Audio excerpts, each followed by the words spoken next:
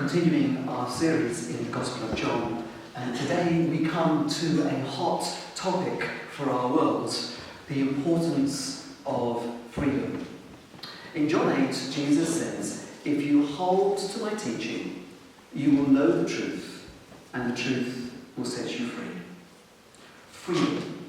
Our culture loves it. It is the pride of the West. We are a free peoples. 2 generations ago, it was all about virtue. The key question then was, how do you choose to live a good life? Are you making right, righteous choices? So in the film Casablanca, Rick chooses to say goodbye to his true love Isla because it's more important for her to do the right thing than for him to have who he wants. He says she will regret it if she stayed with him. Maybe not today, maybe not tomorrow, but soon, and for the rest of your life.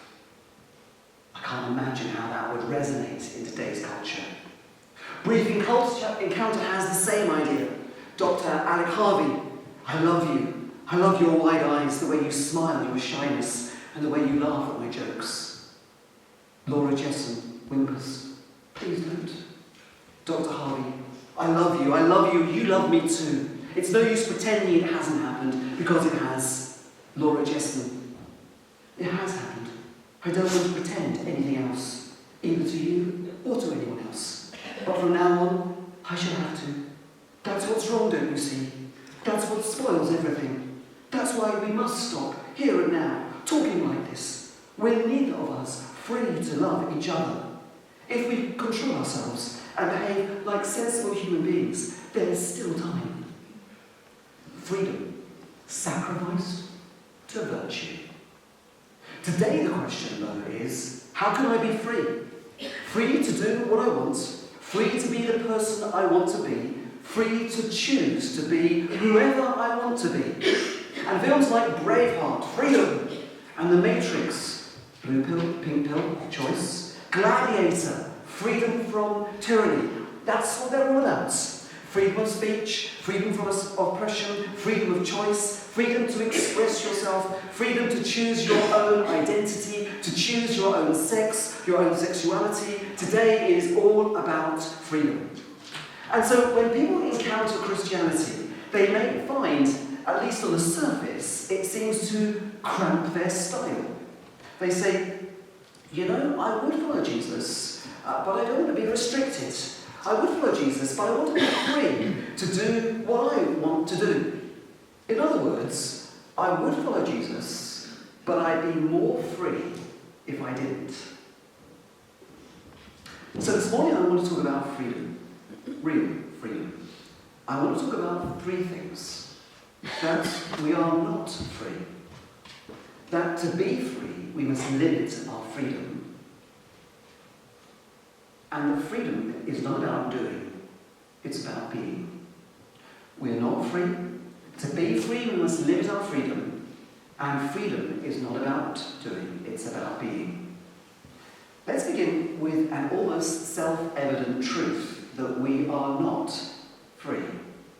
Jesus said, if you hold to my teachings, you will know the truth, and the truth shall set you free. The Pharisees in verse 33 answered, we are free. We are Abraham's children. We've never been slaves to anyone. And verse 34, Jesus replied, everyone who sins is a slave to sin. He says you're not free to do what you want to do. I am not free to go back in time and change some of my decisions. I am not free to eat 100 chocolate puddings without looking like one. I'm not free to jump off a cliff, flap my arms, and expect not to receive the due consequences of such a choice. We are not free to do what we want. We are constrained by nature. I'm not free to sprint at 100 miles an hour. I'm not free to buy a multi-million-pound yacht. I'm not free to be that worldwide pop-singing superstar that I dream about, despite my 17 applications to X Factor. I am not free to do what I want because physics and finances and talent limit me. Moreover, I'm not free to be 100% kind, or 100% patient, or 100% loving, or 100% pure of heart in every place and every time with every person, because my moral nature fails me. And the first step to discover true freedom is to realize that not only are we not free, but actually you and I were made for something more than just what we have. And the Pharisees didn't see it. We've never been slaves to anyone, they said. They were like goldfish in a goldfish bowl, speaking to somebody else with no imagination of wide rivers and deep lakes that they were made for. Jesus says, the truth shall set you free, and we need to hear it because we are not free. We're not free. Second idea, to be free, we need to limit our freedom. Jesus says, if you hold to my teaching, if you constrain yourself, if you limit yourself, if you put fences around yourself, if you hold to my teaching, then you will know the truth and the truth shall set you free. This seems almost contradictory. The truth is, there is such a thing as truth, and we are not free to make it up as we go along. Look, imagine there is a map of France, and imagine that I have booked a church weekend away together in a coach down in Biarritz, which is in the southwest of France. And if that's not scary enough, I'm driving. I want you to imagine that I'm driving, and therefore I am not free to say Biarritz is near freshwater. And I'm not free to say Biarritz, we can get there via Toronto, it's easy that way. I'm not free to say Route 66 down the centre of France will take us to Biarritz. My freedom of navigation is limited by the truth, and our collective joy depends upon it. Because Biarritz is in the southwest of France, and there, and only there, is where I have booked a weekend for us all. I haven't. We live in a culture that believes it has the freedom to make up truth as it goes along. Truth is like a pick and mix sweet shop where you get to choose this truth and mix it with a bit of this truth and bring our own truth to it, and we have our own truth. And Jesus says, you're not free to do that. If you hold to my teaching, if you constrain yourself to truth, the truth will set you free, and you will discover how life works. A friend once wrote to me and said, "Morning. Whilst listening to my CD player, I noticed that it would randomly stop mid-track.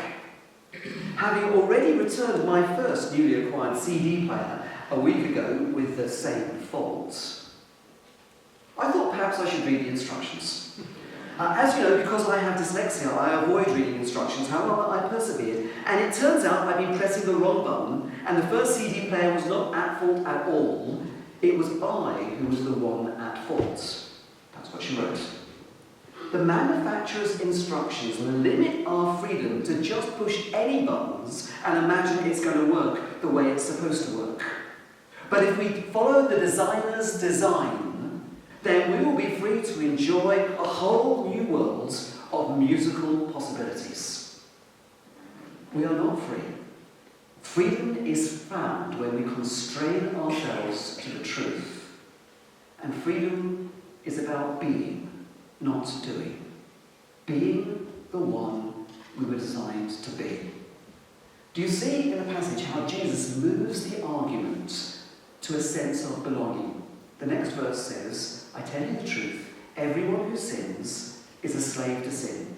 Now a slave has no permanent place in the family, but a child, a son, belongs to it forever."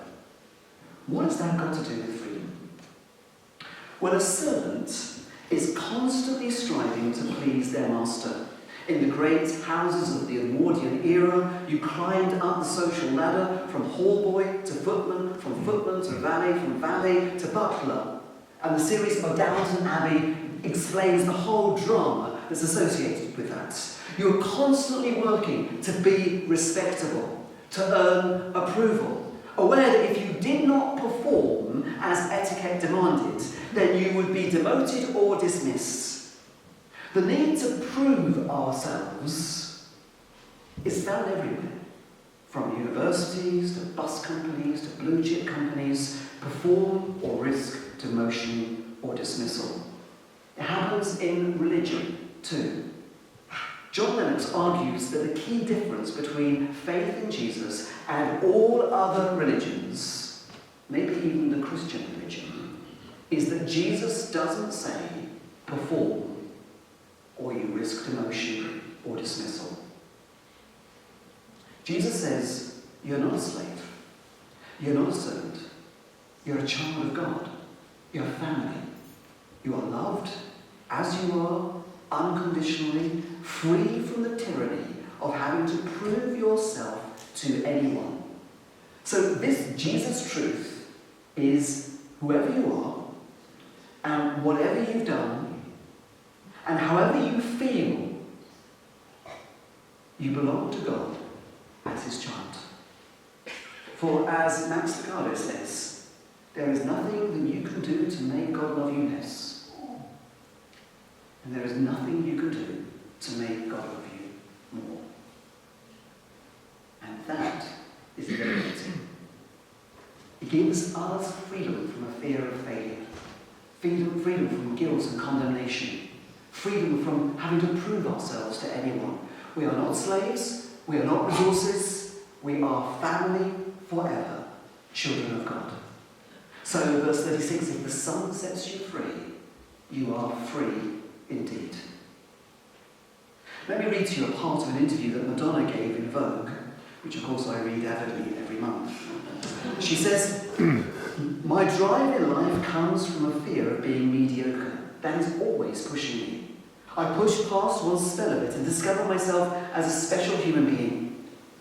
But then I feel I am still mediocre and uninteresting unless I do something else.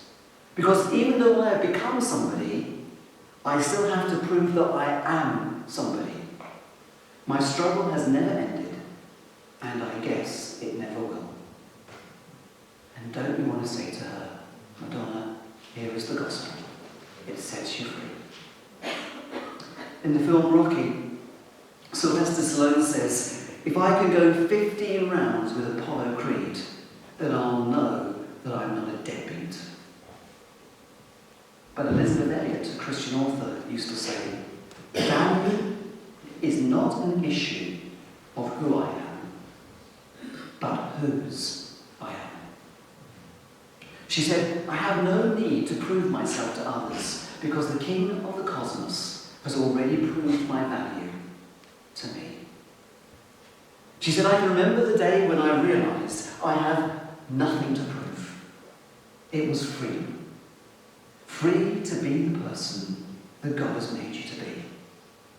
I remember that evening when I relinquished my own independence from God and made room for him in my life. Not just any room, the throne room, the seat of my being and identity. I gave it to God. I constrained my freedom. The day I made Jesus my Lord and Saviour became the day I discovered who I was and who I was made to be. I bound myself to Jesus. I see people who are fluent in many languages, and I just love the freedom they have to go to new places and instantly belong and be part of. They have chained themselves to study books, learned a new language, and gained freedom. Listen to people who play musical instruments. I love the freedom they have to make music. They sacrifice time and practice, and they find a freedom to do things that I can only dream about.